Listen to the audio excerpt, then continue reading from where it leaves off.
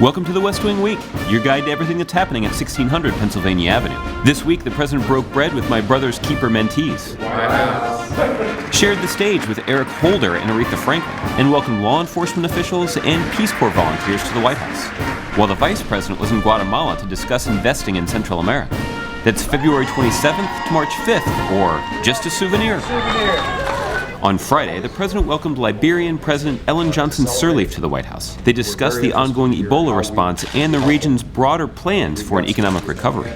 Later, the president imparted some wisdom to the mentees of his program, My Brother's Keeper. Remember what I said, don't be overly stressed. It's all good. It's going to matter a lot more what you do when you get to school than which school you go to. The president wrapped up the workday at the Department of Justice. He has been one of our finest. Where he paid some RESP-ECT to his outgoing Attorney General, Eric Holder.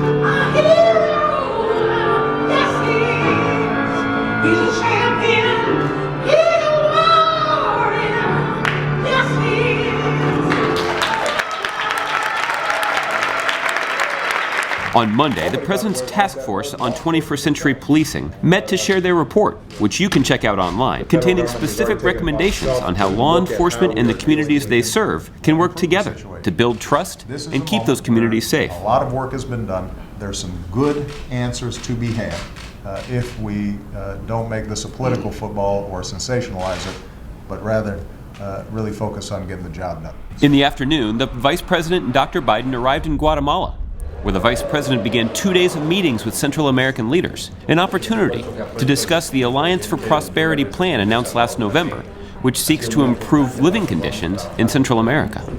Together with the Vice President, the Central American leaders outlined the road ahead to stimulate economic growth, reduce inequality, and target the criminal networks responsible for human trafficking in their countries. On Tuesday, Secretary of Defense Ash Carter joined the president in the Oval Office for a meeting about the secretary's recent trip to Afghanistan.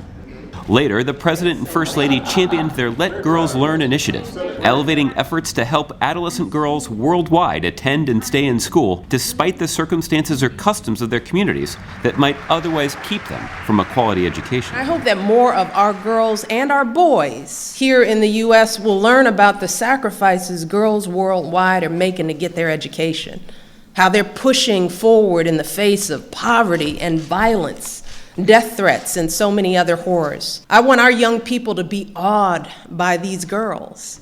Meanwhile, in Guatemala, as the work continued for the Vice President and the Central American heads of state, Dr. Biden traveled to the countryside to visit a Wakami workspace. Artisans discussed the challenges faced by women in rural Guatemala and how they have benefited from the opportunity to produce and sell goods through their local cooperative and with the support from the Women's Entrepreneurship in the Americas. It's a U.S. grant program which reduces barriers and increases economic opportunities for women entrepreneurs in the Western Hemisphere.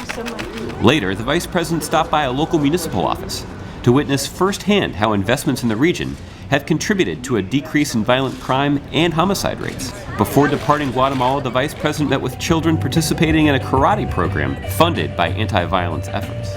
On Thursday, as Washington, D.C. celebrated Winter in America, the President celebrated his one-year anniversary of his My Brother's Keeper initiative.